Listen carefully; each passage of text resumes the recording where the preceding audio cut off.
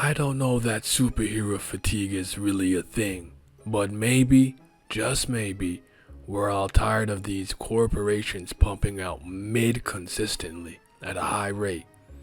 I recently tried watching some of these new movies, live action, animated when it comes to superheroes, and I burnt out pretty quickly. So I went back to the stuff that I like. I went back to some of my favorite DC animated films that truly moved me and rewatched my favorite. And I think it holds up pretty well. Could it be the best DC animated movie ever? My name is Detective Hemmings, codename Paperwork. Follow me on this case. Is Justice League Gods and Monsters the best DC animated film? Justice League Gods and Monsters is an alternate universe developed, written, and filmed by Bruce Timm, Alan Burnett, and Sam Liu.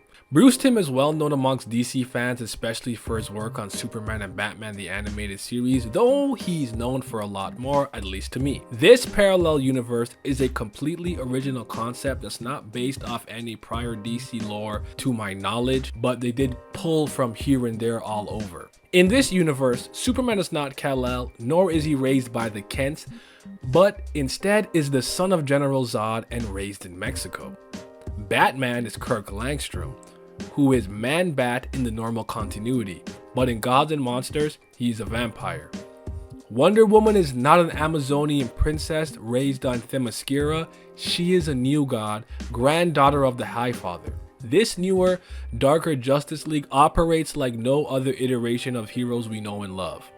Okay, that's a lie, but at the time it was actually pretty refreshing in my opinion before we got freaking edgy as hell. Disgusting black creatures, get out of my sight. Hey yo, what the fuck? When it comes to capes, cowls, and tights, I blame Injustice. The series consists of a movie, 3 introductory episodes for each member, and each character has a 3-issue comic book. For a complete and proper understanding of this different world, I urge people to read the comics, then watch the 3 episodes followed by the movie. Justice League Gods and Monsters should be praised for its powerful, morally ambiguous themes, action sequences, animation, art style, refreshing new take on the DC universe, and proper use of playing on the foreknowledge of DC fans alike. Please like the video, hit the bell, and subscribe, or else Injustice Superman will fist you through the chest. This DC universe urges the viewers to abandon everything they know about the normal DC content, yet remember all of it. Nigga, what? This world is unlike most DC timelines people are accustomed to.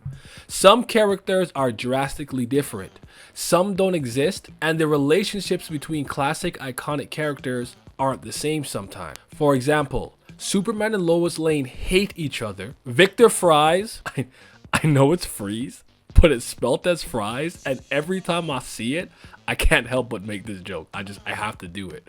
But Victor Freeze never becomes Mr. Freeze, and the Justice League have no qualms about taking people's lives. It's interesting to see because the Detective comic fans will be expecting characters to behave a certain way, or for some characters to become iconic heroes or villains, only to be tricked. But then, I hid this from y'all, some characters like Lois Lane, aside from her not liking Superman, remain relatively unchanged, thus keeping fans on their toes, never knowing what to expect. Well, Lois, the truth is I'm actually Superman in disguise, and I only pretend to be a journalist in order to hear about disasters as they happen and then squeeze you out of the byline. You're a sick man, Kent. In addition to that, this was one of the darkest DC animated movies made at the time. Some might have argued it was the Flashpoint paradox because it was also just as dark, but consider this. Not only was the timeline rebooted and fixed at the end of the movie, restoring the lives of mostly everyone, but the heroes in that movie would have what we would consider to be a righteous conscience, a heroic disposition. Lor-Zod, Superman, Becca, Wonder Woman, and Kirk, Batman, aren't full-blown evil like the crime syndicate, but their moral compass remains in that gray area, which is why they have no problem taking lives. They aren't going on a murder spree, by the way. The majority of the lives in these movies are taken by the Justice League. The protagonists are doing a lot of the murdering, and some of the deaths are pretty graphic. The overall feel of this movie is very gritty, dark, some would argue mature. I personally don't think a darker ambience, death, cursing, and or sex and drug use makes something inherently more mature. You might just be making something juvenile, but before I get into that side tangent, let's just save that topic for another day. Moreover, the series challenges the viewer's code of ethics and sense of morality. Is locking up criminals the right way of enforcing justice, or just killing the bad guys the right way? How many times do the village cheat the legal system and roam the streets once more? How many times has the Joker escaped from Arkham just to fill up another cemetery?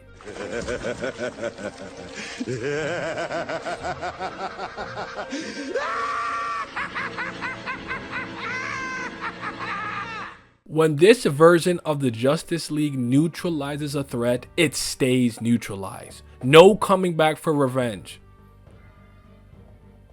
Okay, I know there's a Lazarus pit, but you get what I mean. No escaping justice or returning from off-world to threaten Earth again. Which way is correct? Do the ends justify the means?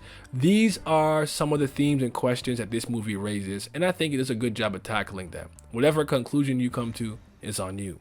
I think the overall art style and action sequences slap. The quote-unquote twist was solid, and I think it's written really well. Superman flying into the Earth's core to get a W was raw, and I suspect they got that idea from Doomsday's Injustice special, but I could be wrong.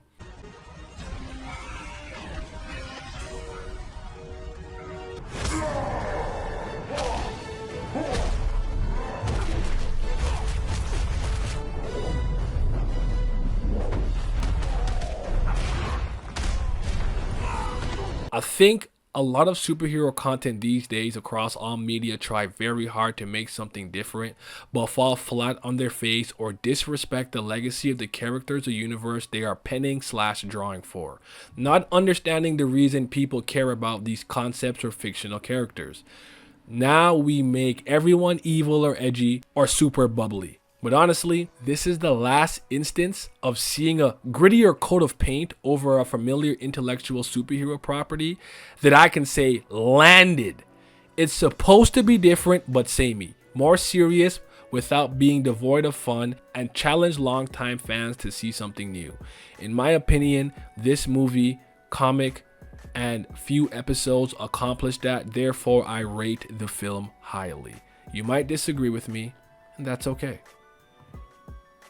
To conclude, Justice League Gods and Monsters is the most creative DC animated film thus far and should be watched by all, even if you aren't a DC fan, but especially if you are one.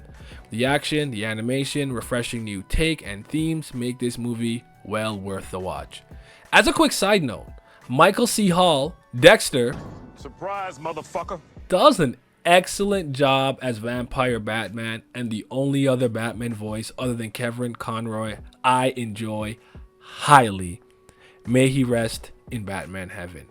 Let me know what you guys think about this movie in the comment section below if you've seen it, and if you haven't, why? That is your task for the day or the week. Whenever you watch this, shoot, it might be the weekend. Go peep that, man. It's clean.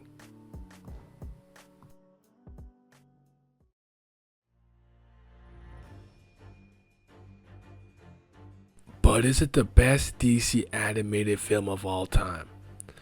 I don't know if I could really answer that, and I'm not okay with saying yes. I do think other ones deserve consideration, like Green Lantern First Flight, so we'll just say it's in contention and call it a day. No, I'm lying. If you ask me, it's the best one, because it's my favorite, and I'm always right.